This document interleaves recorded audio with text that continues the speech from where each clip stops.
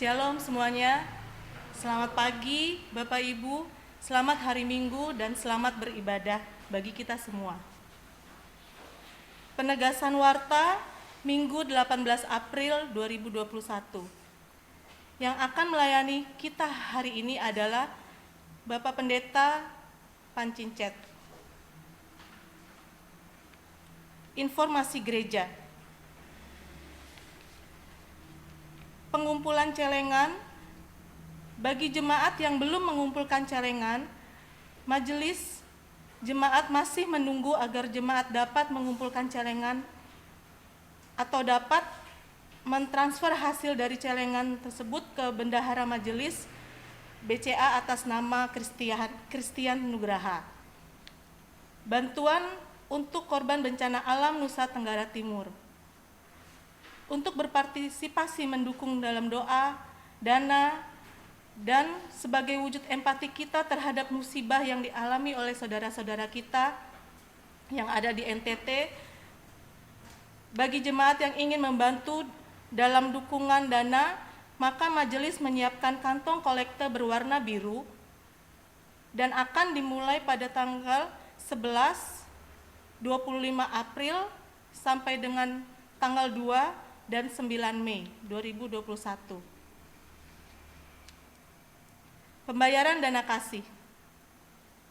Bagi jemaat yang ingin membayarkan dana kasih, dapat dibayarkan melalui pertama transfer via Bank BCA atas nama Grace Marini Pitoy dengan nomor rekening yang tertera di Warta, atau dapat dibayarkan langsung ke gereja di minggu kedua dan keempat jam 4 sore sampai jam 7 malam.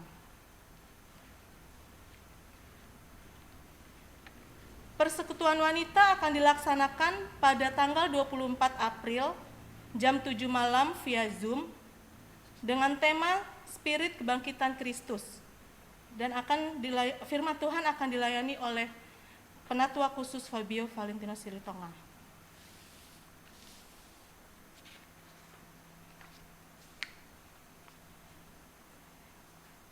Segenap majelis dan jemaat mengucapkan selamat ulang tahun dan Tuhan Yesus memberkati kepada 1 Saudara Ivan Sabatini Winata, 2 Bapak Alwi Effendi, 3 Ibu Satriani Sinukaban,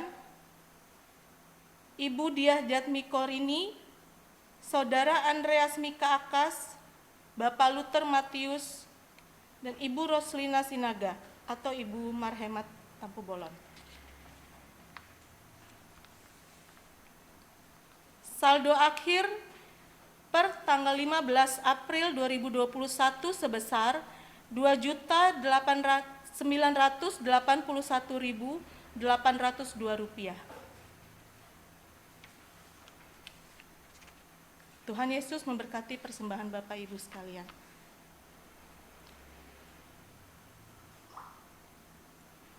Saya undang semuanya untuk bangkit berdiri. Kita akan mulai ibadah kita pada pagi hari ini.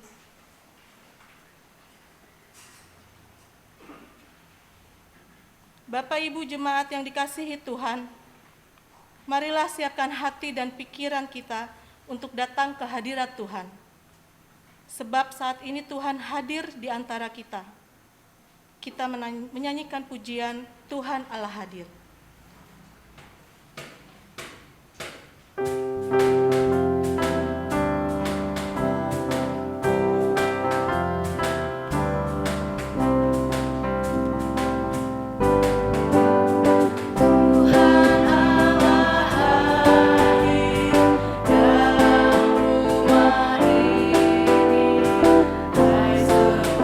Sujud semua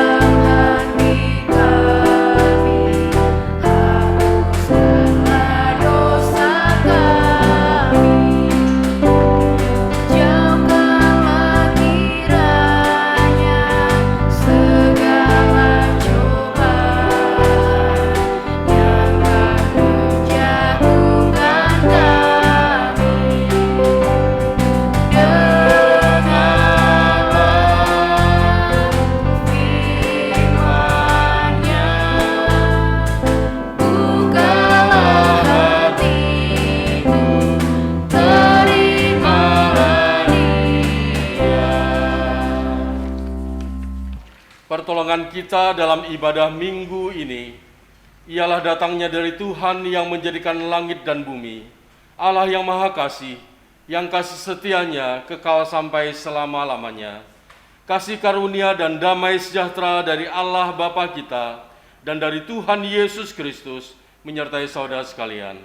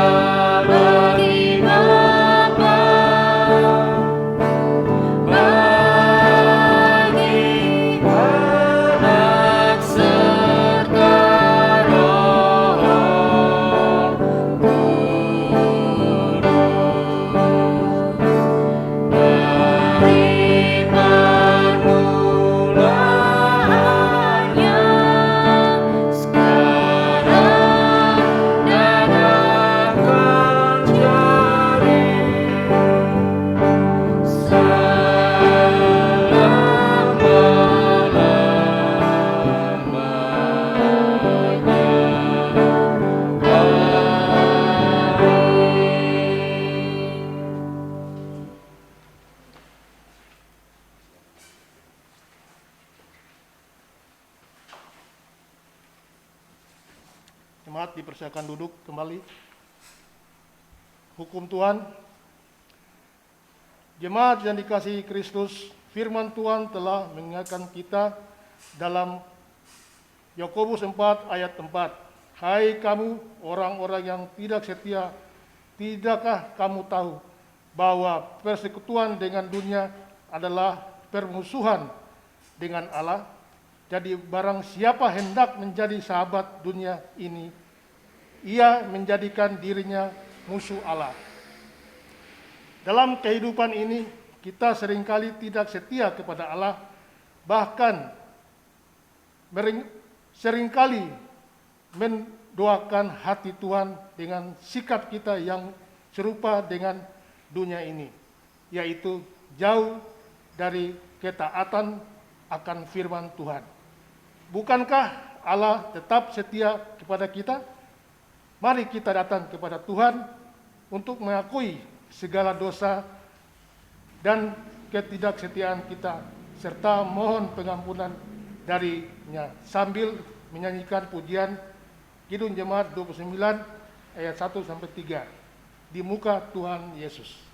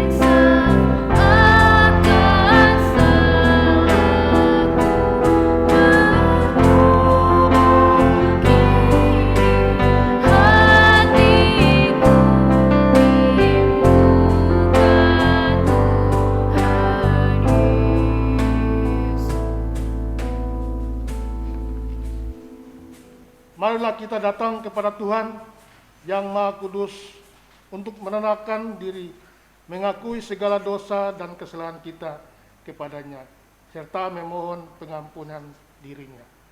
Sementara musik mengalun dengan lembut, mari Bapak Ibu Saudara kekasih dalam Tuhan kita berdoa secara pribadi, mengakui dosa dan salah kita.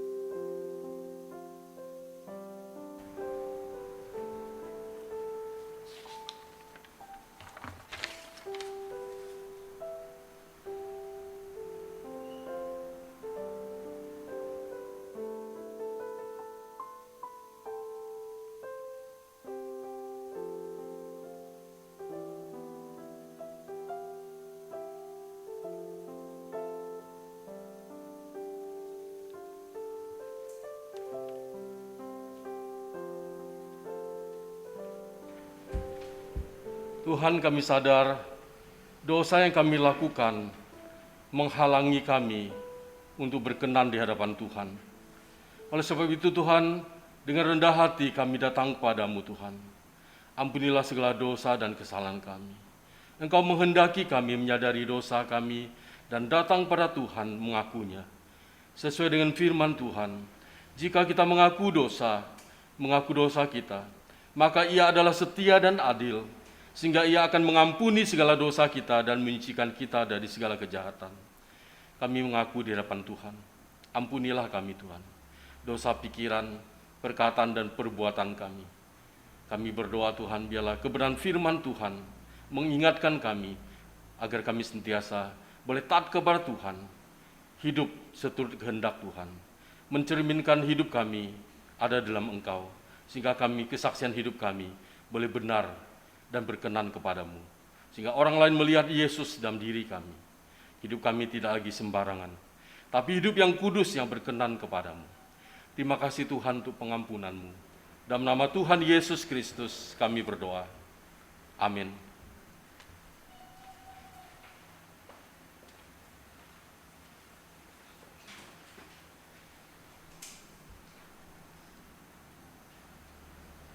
Tuhan telah mengampuni kita dari segala dosa-dosa kita, maka kita harus hidup seturut dengan kebenaran firman Tuhan.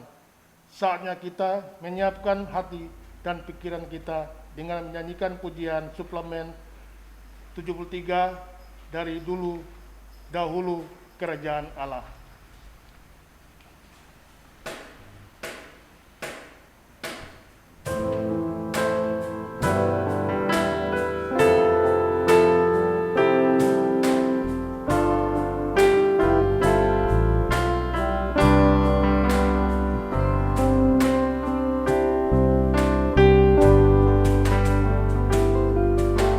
Cari dahulu kerajaan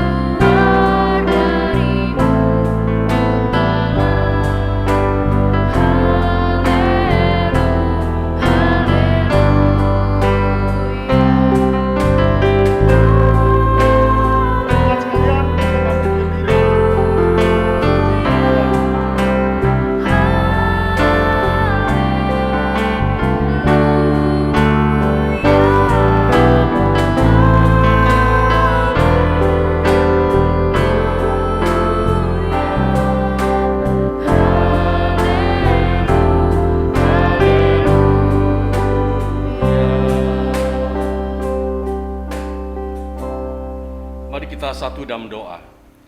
Tuhan, terima kasih untuk kesempatan kami boleh beribadah bersama-sama, baik yang di gereja maupun di rumah. Biarlah senantiasa kami selalu antusias dalam mengikut Tuhan, dalam beribadah, memuji nama Tuhan, dan juga mendengarkan firman Tuhan. Mampukan hamba-Mu Tuhan untuk dapat menyampaikan firman Tuhan, agar apa yang hamba-Mu sampaikan sesuai dengan isi hati Tuhan, sehingga kami boleh dengar-dengaran dan taat kepada firman Tuhan, agar hidup kami semakin diproses, semakin berkenan dan semakin baik di hadapan Tuhan, dan semakin benar dalam kesaksian kami di dunia ini. Roh Kudus, dampingi setiap kami, ketika firman Tuhan dibacakan dan disampaikan, diuraikan, kami dapat mengerti dengan baik. Dalam nama Tuhan Yesus Juru Selamat kami berdoa. Amin. Silakan duduk kembali.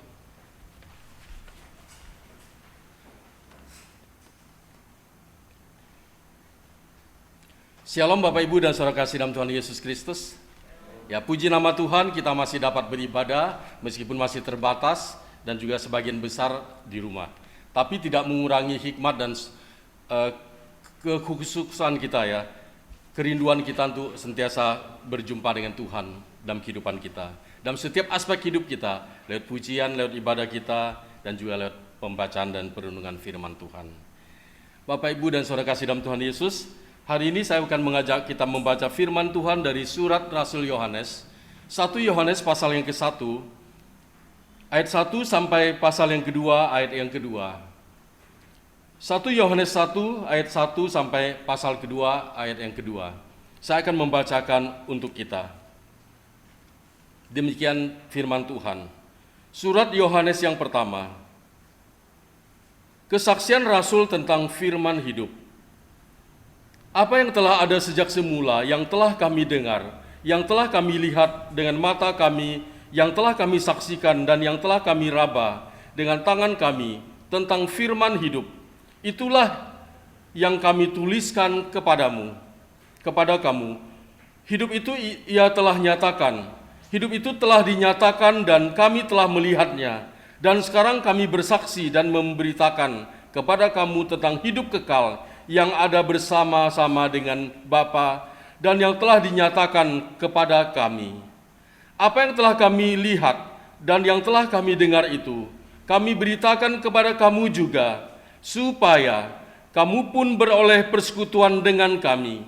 Dan persekutuan kami adalah persekutuan dengan Bapa dan dengan anaknya, Yesus Kristus.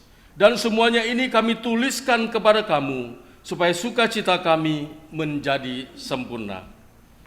Allah adalah terang, dan inilah berita yang telah kami dengar dari Dia, dan yang kami sampaikan kepada kamu. Allah adalah terang, dan di dalam Dia sama sekali tidak ada kegelapan. Jika kita katakan bahwa kita beroleh persekutuan dengan Dia, namun kita hidup di dalam kegelapan, kita berdusta dan kita tidak melakukan kebenaran. Tetapi jika kita hidup di dalam terang sama seperti Dia ada di dalam terang, maka kita beroleh persekutuan seorang dengan yang lain, dan darah Yesus anaknya itu menyucikan kita dari segala dosa. Jika kita berkata bahwa kita tidak berdosa, maka kita menipu diri kita sendiri, dan kebenaran tidak ada di dalam kita. Jika kita mengaku dosa kita, maka Ia adalah setia dan adil, sehingga Ia akan mengampuni segala dosa kita dan menyucikan kita dari segala kejahatan. Jika kita berkata bahwa kita tidak ada berbuat dosa, maka kita membuat Dia menjadi pendusta dan firman-Nya tidak ada di dalam kita. Kristus pengantara kita. Anak-anakku, hal-hal ini kutuliskan kepada kamu, supaya kamu jangan berbuat dosa. Namun jika seorang berbuat dosa, kita mempunyai seorang pengantara pada Bapa, yaitu Yesus Kristus yang adil, dan Ia adalah pendamai untuk segala dosa kita, dan bukan untuk dosa kita saja, tapi juga untuk dosa seluruh dunia. Demikianlah pembacaan firman Tuhan, yang berbahagialah setiap kita yang membaca firman Tuhan, merenungkannya dan juga melakukannya dalam kehidupan kita. Puji nama Tuhan. Shalom Bapak Ibu dan saudara kasih dalam Tuhan Yesus, baik yang di gereja maupun yang di rumah, semuanya sehat, puji Tuhan. Dan yang dalam keadaan sakit terus dalam pemulihan dan terus mengandalkan Tuhan dalam kehidupan kita. Tema kita hari ini adalah persekutuan dengan Allah. Persekutuan dengan Allah. Kita memiliki relasi yang erat dengan Tuhan. Kita bersama-sama dengan Tuhan dalam kehidupan kita. Kita tahu bahwa sebelum manusia jatuh dalam dosa, manusia pertama punya relasi persekutuan yang indah, intim dengan Tuhan, begitu harmonis. Tetapi ketika dosa masuk dan mereka tidak mentaati firman Tuhan, mereka terpisah dari Allah. Persekutuan yang manis, harmonis itu rusak, dan gambar Allah dalam diri manusia jadi rusak. Dan Allah tetap mempunyai kerinduan agar manusia memiliki persekutuan dengannya. Maka hanya bisa terjadi dalam pribadi anaknya yang tunggal, itu Yesus Kristus, yang telah berkorban mati di kayu salib mendamaikan dosa manusia, yang mengembalikan citra kita di hadapan Allah. Gambar dan rupa Allah yang telah rusak itu dipulihkan oleh Yesus Kristus. Tetapi bagi yang mau percaya kepadanya. Saudara kasih dalam Tuhan Yesus Kristus, firman Tuhan yang kita baca saat ini merupakan kesaksian daripada Rasul Yohanes. Rasul Yohanes adalah yang hidup lebih lama di antara para rasul yang lain. Sebagian besar semuanya adalah mati syahid, mati dalam pelayanan mereka demi Injil Yesus Kristus. Mereka rela menderita. Mereka tidak melihat kesesakan penderitaan sebentar, tapi melihat persekutuan kekal bersama Tuhan selama-lamanya di surga itu, tidak menggoyahkan iman mereka. Kamu memiliki persekutuan karena mereka memahami bahwa persekutuan mereka itu persekutuan dengan Bapa, dengan anaknya Yesus Kristus.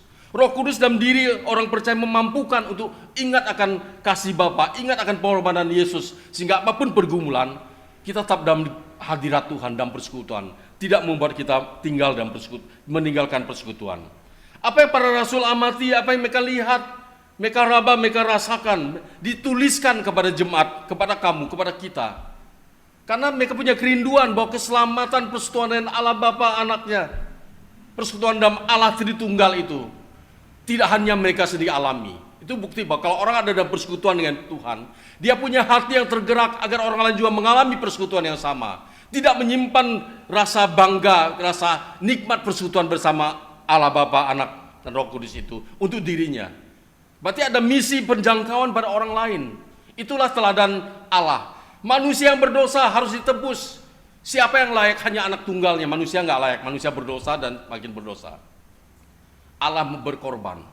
Mengorbankan anaknya dia pengantara agar boleh kita kembali relasi baik.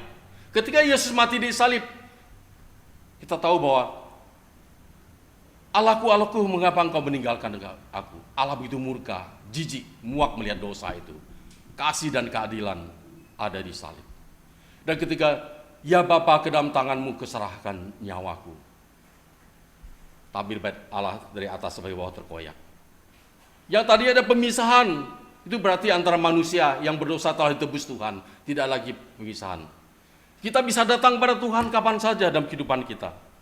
Inilah fakta pengalaman mereka. Bahwa Yesus firman yang hidup itu, mereka alami, mereka ingin juga. Kita tahu bahwa kematian di Yesus mengembalikan persekutuan kita dengan Allah Bapa. Saudara kasih dalam Tuhan Yesus Kristus, kita dipanggil dalam persekutuan dengan Allah karena kematian Yesus Kristus. Rasul Paulus mengatakan bahwa Allah memanggil kamu kepada persekutuan dengan anaknya Yesus Kristus Tuhan kita adalah setia. Ini jelas kerinduan Allah. Persekutuan dengan Allah. Istilah persekutuan kita tahu bahwa dalam tritugas panggilan gereja adalah kita tahu ada persekutuan, pelayanan, dan juga kesaksian, atau dikenal dengan koinonia, marturia, dan juga diakonia, gitu ya. Kita tahu bahwa istilah koinonia di sini jelas bahwa ada fellowship, a close mutual relationship. Jadi ada kedekatan hubungan, partisipasi, sharing in, partnership, contribution, give, dan sebagainya. Itu berarti persekutuan dengan Bapa itu persekutuan yang di dalam terang. Allah yang kudus itu tidak ada kegelapan di dalamnya. Bagaimana kita manusia yang berdosa kok bisa persekutuan dengan Allah yang kudus itu? Melalui Yesus Kristus, kita tidak kudus tapi dikuduskan oleh Tuhan, kematian di kayu salib. Kita tidak benar karena kita berdosa tapi dibenarkan oleh Tuhan Yesus. Pembenarannya terjadi di kayu salib untuk kita. Dalam perjalanan hidup kita dan persekutuan dengan Tuhan, apakah menjamin kita akan tidak akan jatuh dalam dosa.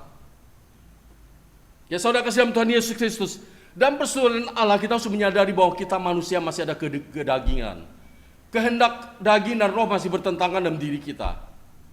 Dunia masih dalam terang dan gelap. Roh menurut daging lemah. Kita mau taat atau tidak gitu ya. Sebenarnya ketika kita percaya Tuhan Yesus Kristus, tidak ada lagi dalam kegelapan, apalagi kegelapan dosa. Kita bisa taat. Tapi seringkali kita tidak mau taat, ya kita gampang ya dipengaruhi oleh pemahaman ya iblis dan sebagainya mengganggu kita. Kita yang berdosa bisa tidak berdosa kalau kita taat. Bedanya kita berdosa dikatakan harus mengaku dosa. Masih bisa berdosa tapi jangan hidup dalam dosa. Kalau hidup dalam dosa ya nggak perlu ya terus menerus lah berkajang dalam dosa. Ya saudara kasih dalam Tuhan Yesus, Rasul Yohanes mengatakan Allah ada terang dan inilah berita yang telah kami dengar dari Dia dan yang kami sampaikan kepada kamu. Allah adalah terang dan di dalam Dia sama sekali tidak ada kegelapan. Jika kita katakan bahwa kita beroleh persekutuan dengan Dia, namun kita hidup dalam kegelapan, kita berdusta dan tidak melakukan kebenaran. Berarti dalam persekutuan dengan Tuhan harus ada pembaharuan terjadi dalam kehidupan kita, transformasi hidup dalam hidup kita, ada progres dalam kehidupan kita. Tidak langsung otomatis percaya Tuhan, maksud dosa kita menjadi diampuni, tapi kelakuan kita terus dibentuk hari demi hari. Maka jangan sampai ada satu hari kita tidak berdoa, tidak baca firman Tuhan. Maka Rasul Paulus tulis kepada Timotius bahwa Alkitab itu kitab suci bermanfaat untuk mengajar, untuk menyatakan kesalahan, untuk membimbing orang dalam kebenaran, yang menegur, mengkoreksi, menjaga iman kita, relasi kita dengan Tuhan, persekutuan kita dengan Tuhan itu terjaga. Ya dalam perjanjian baru jelas ya kata koinonia itu digambarkan dipakai untuk persekutuan orang percaya dengan Kristus, dengan Allah Bapa dan dengan Roh Kudus. Maka dalam doa berkat yang Paulus tulis dalam 2 Korintus 13 kasih karunia dari Allah dan kasih karunia dari Tuhan Yesus Kristus dan kasih dari Allah Bapa dan persekutuan Roh Kudus. Berarti Allah Tritunggal. Persekutuan dari Allah Tritunggal. Allah Tritunggal persekutuan yang erat, yang saling menguatkan dan saling mendukung. Kalau konsep persekutuan orang percaya juga harus lahir dari basicnya, dasarnya adalah persekutuan Allah Tritunggal, ada fellowship, saling mendukung. Dan dalam persekutuan itu kita memang manusia nggak sempurna dalam proses, karena kalah hilaf dan sebagainya salah. Tapi Tuhan memberikan jalan keluar, mengaku dosa. Kita mengaku dosa kepada siapa? Kepada Allah. Tetapi persekutuan dengan Allah bukan hanya dengan Allah, bersama sama dengan orang lain, orang percaya lain dan persekutuan. Berarti ada relasi vertikal dengan Allah, horizontal dengan sesama. Mengaku dosa pada Tuhan akan kegagalan kita mentaati firman-Nya, dan kita juga saling mengaku dosa. Ya dalam Alkitab memakai kata saling itu banyak ya, kurang lebih bisa 50 kali. Itu berarti Tuhan ingin kalau hidup kita beres persekutuan dengan Allah, persekutuan dengan sesama juga harus beres. Dan di situ iman kita terjaga, kita juga saling menjaga satu sama lain dalam kehidupan kita. Saudara kasih dalam Tuhan Yesus Kristus, hidup dalam persekutuan dengan Allah adalah ya hidup dalam terangnya, hidup dalam kasih. Ini terjadi karena Kristus telah menebus kita. Hidup dalam kekudusan, hidup yang berbuah dalam kehidupan kita, karena hidup yang saling memberkati. Dan dalam persekutuan dengan Allah itu bukan persaingan ya, tapi ada saling mendukung satu sama lain. Maka konsep kita mengikut Tuhan bukan persaingan. Oh saya hebat, kamu tidak, dan sebagainya. Ya ikut Tuhan memang perjuangan untuk berkenan kepada Tuhan, untuk tetap dalam jalur Tuhan, untuk mentaati kehendak-Nya, bukan persaingan ya. Persaingan seringkali dalam konteks negatif ya, dan dia timbul kesombongan. Saudara kasih Tuhan Yesus, ya terang di sini merupakan simbol kebaikan, ya hal-hal yang baik. Ya kegelapan itu simbol daripada kejahatan. Hidup dengan persekutuan dengan Allah dan dengan manusia. Kalau kita hidup dalam persekutuan dengan kalau kita hidup sama seperti Dia, ada dalam terang, kita juga beroleh persekutuan dengan sesama ya. Karena Kristus menyucikan kita dari segala dosa. Manusia itu nggak ada yang sempurna, pendeta sekalipun ya. Maka saling mengaku dosa, saling mendoakan, dikata Yakobus ya, supaya engkau sembuh. Ya, sembuh di sini bukan bicara penyakit. Ketika iklim berpelayanan, iklim bergereja sakit, ya orang gontok-gontokan, ya orang tidak lagi statis pikir, saling mengaku dosa, saya mendoakan sembuh, iklim bergereja disembuh, sehat kembali. Oleh karena kita lihat kau contoh jemaat mula-mula, koinonia mereka bagus, berjalan, itu mempengaruhi pelayanan diakonia mereka juga berjalan. Mereka berkumpul tiap hari dalam bait Allah, mendengar pengajaran para rasul, persekutuan dengan Tuhan. Dan juga mereka memiliki, siapa yang kekurangan mereka berliban, mereka saling berbagi, milik bersama jadinya. Ada diakonia. Dan hal itu koinonia berjalan, diakonia berjalan mempengaruhi marturia, kesaksian. Maka di Kisah Rasul 2 ayat 41 dikatakan sampai 47 ya dikatakan, tiap hari Tuhan mereka disenangi oleh semua orang. Nah, siapa semua orang di kalangan mereka juga di luar yang belum. Dan tiap hari Tuhan menambahkan jumlah mereka dengan jumlah orang yang diselamatkan. Kita lihat perkembangan luar biasa kau di Kisah Rasul, kisah perbuatan Roh Kudus. Ya. Karena dari 12 murid, perempuan-perempuan yang lain, mereka berkumpul 120 orang. Ketika Pentakosta mereka giat bersaksi, berani bersaksi. Cerita tentang Yesus yang telah mati itu. Dan 3.000 orang bertobat. Ya. Ini luar biasa kerja Roh Kudus, bukan manusia. Karena mereka memiliki persekutuan yang indah. Persekutuan yang indah itulah yang membuat mereka semakin mengasihi Tuhan. Mereka membuat mereka ingin menarik orang lain untuk percaya Tuhan juga. Maka sangat jelas dikatakan dalam hal ini. Dan persekutuan kami ada persekutuan dengan Allah Bapa dan anaknya Yesus Kristus. Supaya kamu pun beroleh persekutuan dengan kami. Ada kerinduan yang dalam. Ya, kata hidup di sini jelas hidup dalam terang. Soalnya di bahasa Alsi diterjemahkan dalam berjalan dalam terang, ya. Berjalan, walk ya, jalan.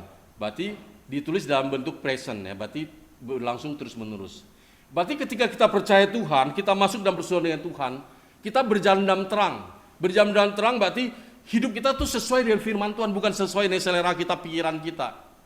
Maka kata dosa di sini diterjemahkan dalam bahasa asli itu hamartia, yaitu tidak tepat sasaran. Berarti apapun pikiran kita, perkataan kita, tingkah laku kita, rencana kita, perbuatan kita yang tidak sesuai dengan firman Tuhan, itu ya berdosa. Itulah dosa. Jadi kita harus kembali, ya.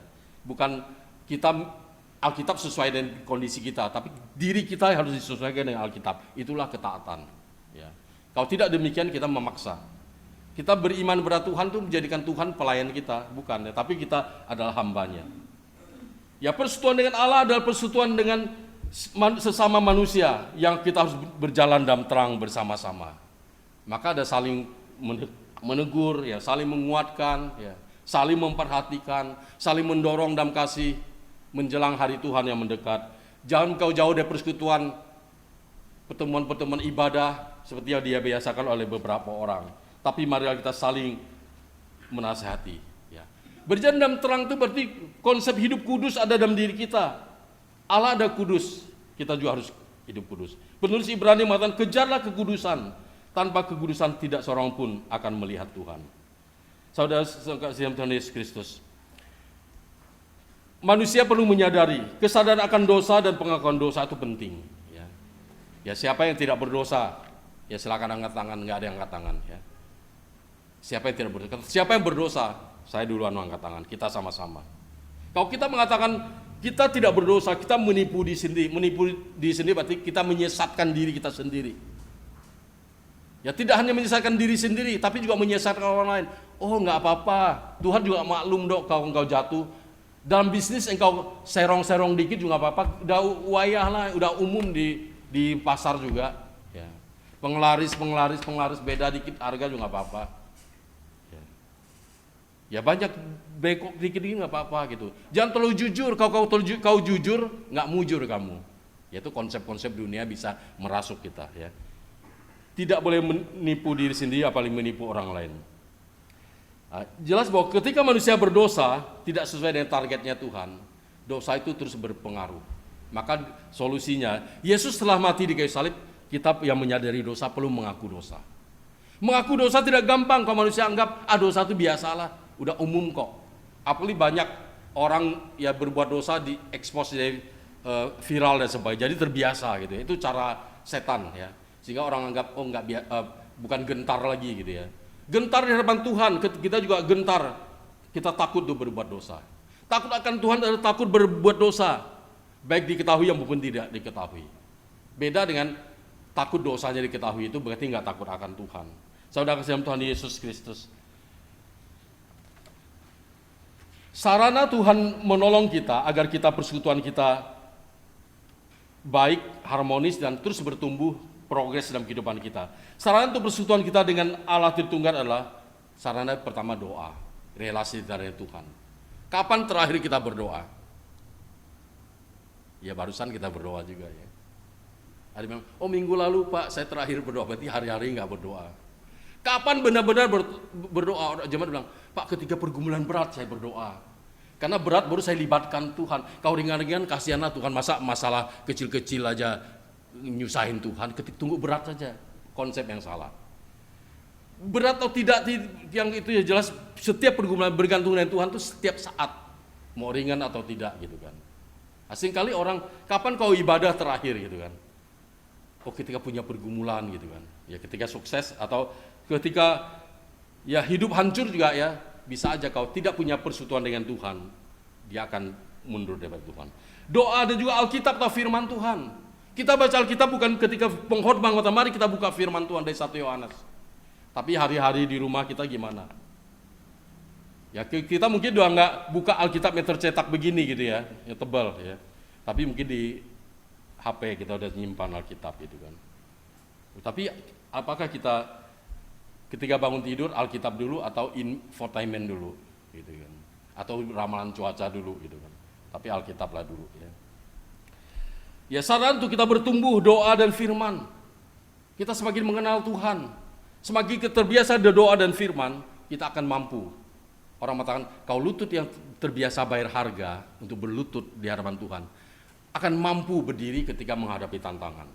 Itu perkataan itu bukan sekadar ucapan ya, tapi memang benar. Ya, contoh Daniel kan. Tiap hari dia berdoa sehari 3 kali. Seperti yang biasa dilakukan, bukan ketika punya pergumulan berdoa, seperti dia terbangun relasi dengan Tuhan. Dan ketika ancaman ke gua singa pun dia nggak gentar. Dia nggak cengeng. Ya nggak apa-apa, dia bilang kau mau harus mati ya mati kau. Tuhan mau berkenan, Tuhan mengatup mulut singa itu. Raja yang tuh malah, "Hello Daniel, how are you? Apakah kamu masih hidup?" Gitu kan. Masih hidupkah kamu? Kan benar gitu kan, ternyata masih sehat gitu kan. Nah, ini kita lihat bahwa pertumbuhan rohani, kekuatan rohani karena doa dan Alkitab. Saran untuk persekutuan kita dengan bersama-sama ya dengan Tuhan, yaitu gereja. Kita beribadah di gereja berjumpa dengan Tuhan, tapi juga bersama-sama berjumpa dengan sesama.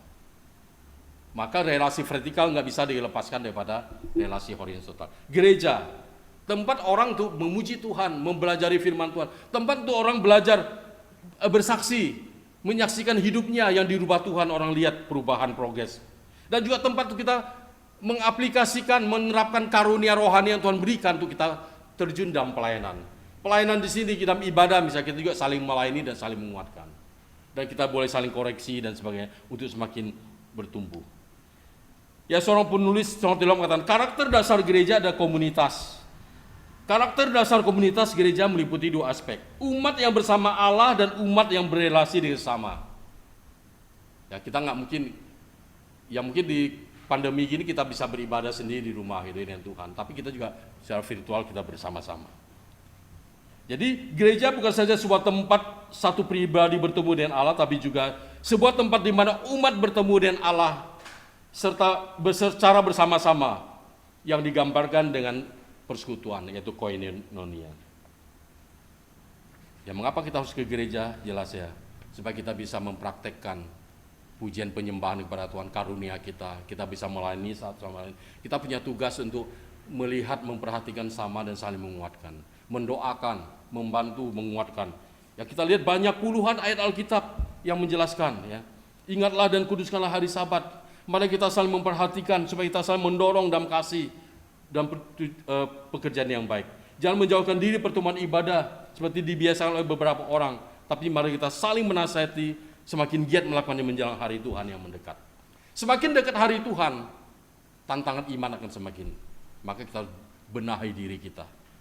Sadar bahwa kita lemah, berdosa, membutuhkan Tuhan. Yesus mengumpamakan dirinya pokok anggur. Kita ada ranting-rantingnya, Bapa pengusahanya. Kalau ranting-ranting harus berbuah dibersihkan, dipotong, dikerat, dibersihkan agar lebih banyak berbuah. Dan kalau ranting-ranting tidak nempel dengan pokok anggur, terpisah, di luar aku kamu tidak bisa berbuat apa-apa. Makanya kalau kita beribadah, ya masa pandemi virtual ya, di rumah, tetap ada ibadah. Kenapa? Kita mau bergantung sama Tuhan. Tanda awas bagi orang yang merasa, saya udah Kristen, yang penting udah baptis di CD. Saya nggak perlu beribadah lah, saya juga udah ngerti firman Tuhan. Sebelum dikhotbahkan atau penetapan, saya juga udah ngerti. Saya udah baca Alkitab berulang-ulang, udah ngerti isinya. Bukan sebanyak apa yang Tuhan ingin kita mengerti kitab suci. Ketaatan Tuhan cari dalam kehidupan kita. Kita baca Alkitab puluhan kali bolak-balik, tapi nggak pernah ada ketaatan. Kita baca hafal satu ayat saja, tapi kalau kita taat, ya bukan berarti hanya hafal satu ayat saja, semua ayat kita perlu. Ya. Saudara kasih dalam Tuhan Yesus Kristus. Karena itu nasihatlah seorang lain akan yang lain, kata Paulus pada jemaat Tesalonika. Dan saling membangunlah kamu seperti yang memang kamu lakukan, saling membangun. Kalau orang yang tidak aktif beribadah, ya kita ingatkan, kita ajak. Ya bukan kita gosipin atau gimana gitu, kita jauhi. Mungkin orang jatuh dalam dosa, kita doakan supaya dia bertobat, dia sadar butuh Tuhan. Ya. Paulus katakan, tiap-tiap kita dikaruniakan penyataan roh untuk kepentingan bersama. Berarti ada praktek bersama-sama ya dalam kehidupan kita. Petrus juga mengingatkan, layanilah seorang akan yang lain sesuai dengan karunia yang telah diperoleh tiap-tiap orang sebagai pengurus yang baik dari kasih karunia Allah. Ya saudara kasih Tuhan Yesus, gereja itu rentan ya dengan konflik, ya dengan kesalahpengertian dan sebagainya. Ya, maka penulis Ibrani mengatakan, tapi nasihatlah seorang akan yang lain setiap hari selama masih dapat dikatakan hari ini, supaya jangan ada di antara kamu yang menjadi tegar hatinya karena tipu daya dosa. Persoalan dengan Tuhan kita perlu terus intens, rutin dan terus menerus dengan Tuhan agar tidak beri celah untuk iblis menyerang kita. Ya, seorang penulis mengatakan, gereja rentan dengan konflik bersumber dari diri yang curiga dan salah mengerti. Gereja bisa menjadi sarang kemunafikan kalau tidak memperoleh persekutuan dan pertobatan yang benar di hadapan Tuhan. Kepura-puraan dan kepalsuan. Saya rasa ya GKSP nggak ada yang kepalsuan kan, di sini yang hadir nggak ada kepalsuan kan, nggak pakai topeng kan. Oh tampil di gereja kayak rohani, tutup topengnya aja. Tapi setelah keluar dari gereja, nggak kan, nggak begitu ya. Semuanya cinta Tuhan ya. Amin Bapak Ibu ya di rumah juga. Nggak ada kepalsuan kan, nggak ada kemunafikan. Nggak ada yang hidup dalam dosa. Ya tapi sadar kita berdosa, kita perlu mengaku dosa. Ya Billy Graham mengatakan, gereja 86% orang Kristen belum sungguh-sungguh. Hanya 14% yang sungguh-sungguh, rohani yang cinta Tuhan. Berarti tidak menjamin orang aktif ke gereja, ya dia sudah memperoleh persekutuan dengan Tuhan. Kita bisa cek ya kerohanian jemaat ketika ada permasalahan terjadi bagaimana. Dia bergandalkan diri sendiri atau bergantung sama Tuhan. Layakkah kita disebut Kristen jika hidup tidak mencerminkan Kristus yang ada dalam diri kita? Ada banyak model orang Kristen. Kita mungkin hafal ya, saya sering ya dalam khotbah sering berulang-ulang menjelaskannya. Ada orang yang belum pernah persekutuan yang indah dengan Allah karena masih Kristen KTP, Kristen tanpa perubahan atau pertobatan. Ada Kristen gerobak, harus didorong baru datang. Kalau orang memiliki persekutuan dengan Tuhan sudah diselamatkan, jadi otomatis ada kerinduan. Ibadah, doa, baca firman itu kebutuhan, bukan kadang-kadang perlu aja ya, bila perlu. Atau Kristen spons, jika menguntungkan baru ke gereja. Atau Kristen butuh surat keterangan, butuh pemberkatan, baru datang ke gereja dan sebagainya. Ya saya ngomong ini bukan menyindir ya, bagi pasangan yang minta surat keterangan bukan itu, bukan saya sindir ya. Kebanyakan tuh Kristen butuh, tapi kalau saudara bukan Kristen butuh, beberapa yang saya tanya sih, ya karena jauh dari rumahnya dan juga beribadah, tetap ada ibadah meskipun jauh dari GKSP gitu ya. Yang Kristen butuh maksudnya ya jelas nggak beribadah ketika merasa perlu gitu baru minta surat keterangan. Ya itu berarti dalam kondisi mati rohani ya, gitu Kristen. Kristen napas juga ya. Banyak. Muncul ketika Natal dan Paskah baru ibadah. Ada juga Kristen PK, Kristen Perjamuan Kudus. Muncul ketika ada sakramen Perjamuan Kudus. Baru muncul. Setelah itu nggak ada gitu kan. Ada juga Kristen keliling. Kristen keliling Indonesia. Kenapa? Tidak menetap, tidak terdaftar pada satu gereja. Tapi dia keliling-keliling gereja A, gereja B, gereja C. Jadi dia ahli membandingkan, oh kau gini begini, musiknya enak, kau itu khotbahnya bagus, kau ini gedungnya bagus gitu kan.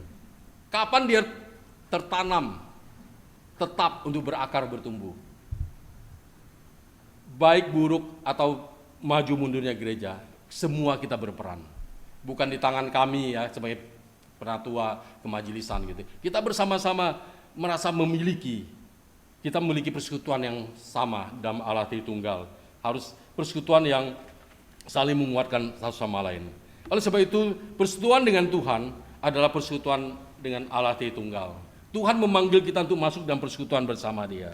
Kita juga harus sungguh-sungguh hidup dalam pertobatan yang benar. Hidup berjalan dalam terang, terus menerus dalam kehidupan kita, apapun permasalahan kita. Kalau kita pernah hilaf, pernah jatuh, ada pengantara, yaitu Yesus yang boleh mendamaikan kita, mengampuni dosa kita. Dan kita seperti teladan para rasul, mengalami persekutuan yang indah dengan Tuhan, memiliki kerinduan agar orang lain juga mengalami yang sama. Maka di situ perlu ada kesaksian yang baik dari hidup kita, ada tugas penginjilan, pengutusan, mengabarkan Yesus bagi orang yang belum kenal Yesus. Karena hidup kekal itu hanya bagi orang yang percaya Tuhan Yesus. Jangan kita anggap konsep masalah semua agama sama, semua kepercayaan sama. Kalau semua sama, kenapa Yesus mengatakan akulah kebangkitan dan hidup? Akulah jalan kebenaran dan hidup. Penulis Kisah Rasul 4:12 mengatakan, di bawah kolong langit ini tidak ada nama lain yang kepadanya kita diselamatkan, hanya nama Yesus. Berarti ayat itu nggak berlaku. Ayat itu masih terus kita pegang. Dan ternyata tidak sama. Alkitab mengajarkan bukan agama yang menyelamatkan, tapi Kristus yang datang kepada manusia berdosa menjadi seperti manusia, cuman bedanya tidak berdosa, untuk menyelamatkan kita, untuk mengembalikan kita dalam persekutuan yang indah. Kita memiliki kerinduan mengajak orang lain masuk dalam persekutuan dengan Allah. Ya, karena diri kita sendiri sudah mengalami hal demikian. Akhirnya Tuhan menolong kita agar persekutuan dengan Allah ada persekutuan dalam terangnya. Biarlah kita tidak lagi main-main dengan dosa, tapi terus takut akan Tuhan, ada takut berbuat kesalahan atau dosa dalam kehidupan kita. Mari, kalau kita masih hidup, Tuhan beri kesempatan bagi kita untuk memperbaiki diri kita. Konsep kita mengikut Tuhan, cara kita mengikut Tuhan, apapun itu, kita rela diterangi oleh kebenaran firman Tuhan. Tiada hari tanpa Alkitab, tiada hari tanpa doa, tiada hari tanpa kita memuji Tuhan, dan tiada hari tanpa kita mau melayani Tuhan. Fungsikanlah karunia dalam diri kita. Kita istimewa di hadapan Tuhan. Sudah diselamatkan, diberikan karunia, Dia ingin kita dalam persekutuan dengan Tuhan. Dan kita bersaksi bagi Tuhan sampai kedatangannya yang kedua kali. Amin. Tuhan Yesus memberkati. Bapa di surga, kami datang kepadamu Tuhan. Kami saat ini Tuhan diingatkan kebenaran firman Tuhan agar kami menyadari bahwa Allah ada terang dan kami harus hidup dalam terang Tuhan. Berjalan dalam terang hidup kami sesuai dengan firman Tuhan. Dan persekutuan kami dengan Allah ada persekutuan dengan Allah Tritunggal. Dan juga persekutuan kami dengan Allah Tritunggal juga persekutuan dengan sesama kami. Dan sesama kami ada anggota tubuh Kristus. Kami boleh saling membangun, saling menegur dan saling menguatkan satu sama lain. Bukan saling bersaing, saling menggigit dan menjatuhkan, tapi saling menguatkan. Dan juga dengan demikian kami dapat bersama-sama melayani orang-orang lain yang masih di luar Kristus, agar mereka mengalami persekutuan yang sama.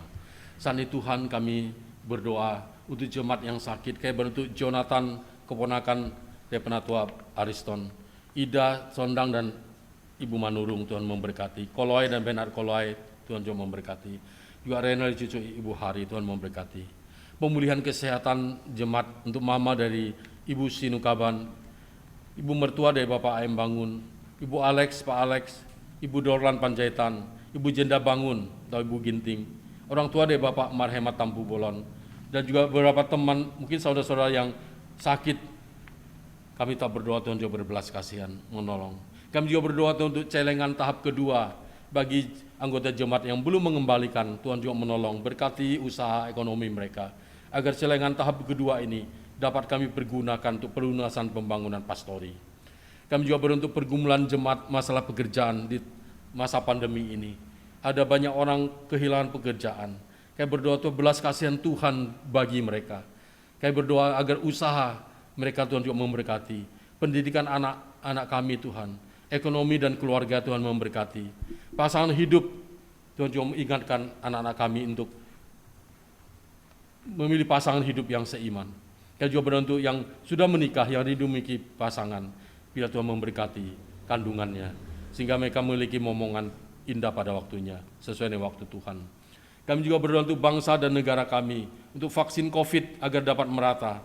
Kami berdoa baru sekitar 26% rakyat Indonesia yang divaksin dari 181 juta lebih. Kami juga berdoa untuk stok vaksin yang terbatas karena embargo. Kami juga berdoa Tuhan menolong agar pemerintah boleh mengupayakan agar semua rakyat yang harusnya divaksin mendapat pelayanan vaksin, baik tahap 1 maupun tahap 2. Kami bersyukur Tuhan berbelas kasihan bagi negara Indonesia. Sementara ada 130 negara yang sedang antri vaksin. Kami berdoa Tuhan, Kau menolong. Untuk ekonomi negara ini boleh pulih kembali. Kami juga berdoa untuk pemimpin bangsa kami, Presiden Jokowi, dan juga Menteri Kabinetnya. Dan juga untuk rencana reshuffle kabinet, agar orang-orang yang takut akan Tuhan, orang-orang yang memikirkan kepentingan bangsa lah yang boleh terpilih, sehingga rakyat semakin diperhatikan dan Indonesia semakin maju. Kami tak berdoa Tuhan untuk rencana pemindahan ibu kota oleh pemerintah. Kami berdoa Tuhan mungkin 4 tahun 5 tahun ke depan, biar dalam segala persiapan Tuhan juga menolong, memberikan hikmat bijaksana bagi pemerintah kami. Kami berdoa Tuhan untuk saudara-saudara kami yang berulang tahun. Kami berdoa untuk Ivan Sabatini, Bapak Alwi Effendi, Ibu Satriani Sinukaban, Ibu Dia Jatmikorini, dan juga untuk saudara Andreas Mika Akas, Bapak Luther Matius, dan juga Ibu Roslina Sinaga, atau Ibu Mahema Tampu Bolan. Tuhan juga memberkati. Bertambah usia saudara-saudara kami semakin mencintai Tuhan, mencintai keluarga mereka. Semakin Tuhan pakai karunia rohani mereka untuk difungsikan dalam kehidupan pelayanan. Berkati usaha pekerjaan dan bisnis mereka. Berkati anak-anak mereka dan pendidikan mereka. Apapun yang merupakan pergumulan, Tuhan yang setia yang telah menolong mereka tahun-tahun yang lalu, Tuhan yang sama akan menolong tahun-tahun ini ke depan dan menjalani kehidupan yang Tuhan izinkan. Inilah doa kami Tuhan, juga kami yang melayani hari ini, baik yang liturgos, baca warta, jemput tamu, pemusik, bagian IT dan sebagainya. Semua kami, biarlah kami sentiasa boleh berkenan kepada Tuhan, agar nama Tuhan saja dimuliakan. Dan doa kami yang kami panjatkan dalam satu nama, Tuhan Yesus Kristus yang telah mengajar kami berdoa. Bapa kami di surga, dikuduskan namamu, datanglah kerajaan-Mu, jadilah kehendak-Mu di bumi seperti di surga. Berikan kami pada hari ini makan kami yang secukupnya, dan ampunilah kami akan kesalahan kami, seperti kami juga mengampuni orang yang bersalah pada kami. Dan janganlah membawa kami ke dalam pencobaan, tapi lepaskanlah kami dari orang yang jahat, karena Engkau punya kerajaan dan kuasa dan kemuliaan sampai selama-lamanya. Amin.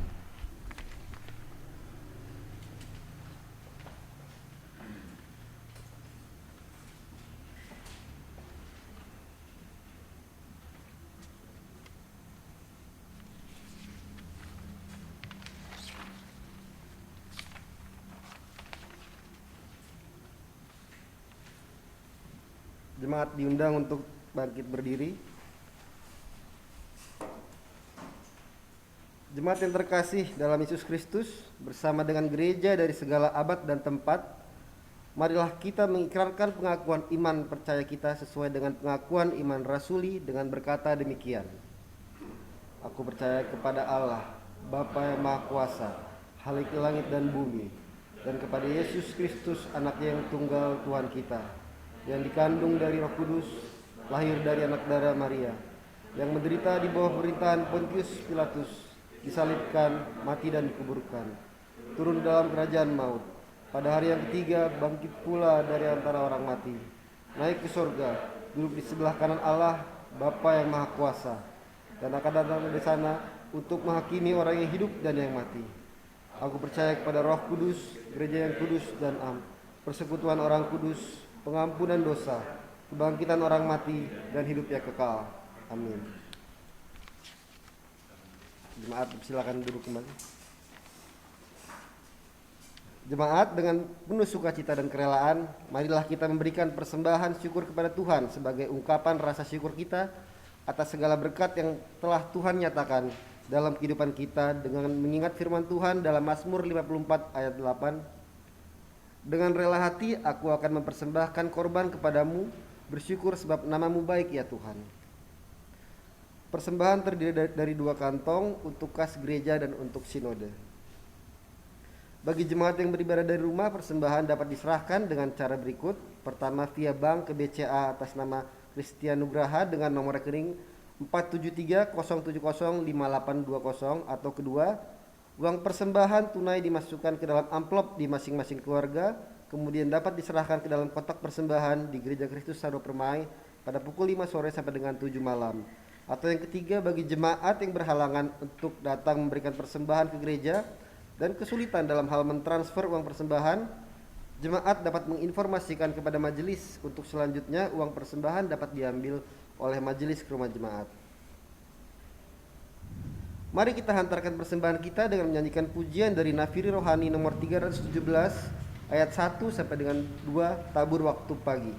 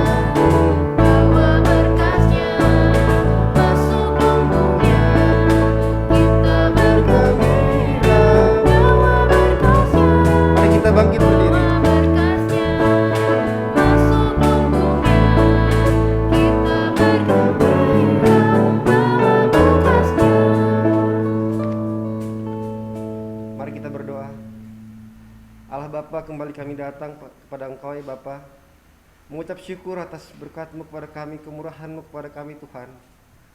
Atas anugerah-Mu Tuhan, kami boleh dengan gembira menghantarkan persembahan ini ke hadapan-Mu Tuhan. Kiranya Engkau berkati Tuhan persembahan ini, Engkau berkati para majelis yang akan mengelola Tuhan. Berikan mereka hikmat kebijaksanaan Tuhan dalam mengelola persembahan ini Tuhan, hanya untuk kemuliaan nama-Mu saja Bapa. Terima kasih Tuhan, Engkau kiranya berkati Tuhan hari-hari ke depan kami, segala pekerjaan kami, bisnis usaha kami Tuhan, kiranya Engkau yang berkati semuanya itu Tuhan. Terima kasih Bapa yang baik, di dalam nama Tuhan Yesus Kristus kami berdoa. Amin. Allah yang Maha Kasih selalu menyertai kita. Biarlah kita menyerahkan hidup kita kepada Tuhan, sebab dalam persekutuan dengan Allah, tiap langkah kehidupan kita diatur dan dipimpin oleh Tuhan. Mari kita menyanyikan pujian dari Nafiri Rohani 278 1-2, tiap langkahku.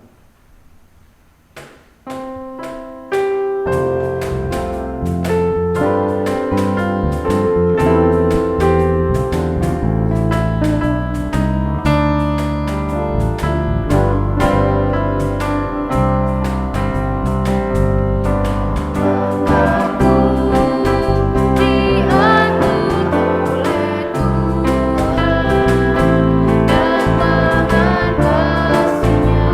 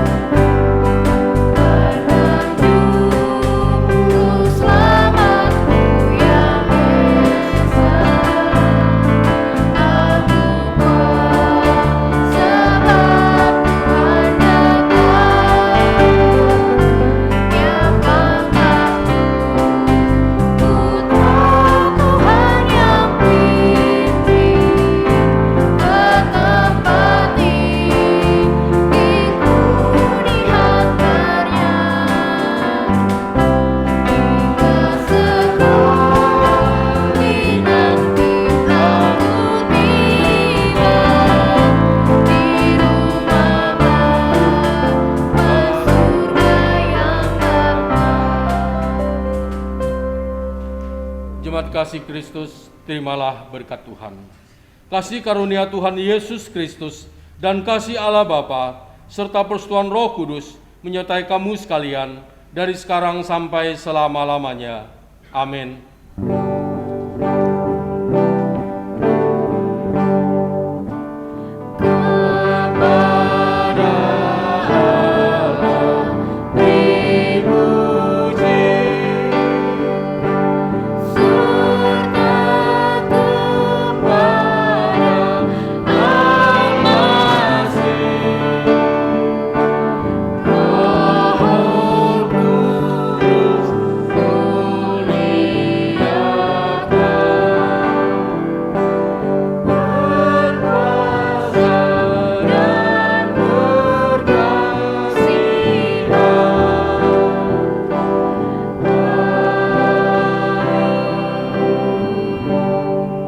Kembali dan satu dua.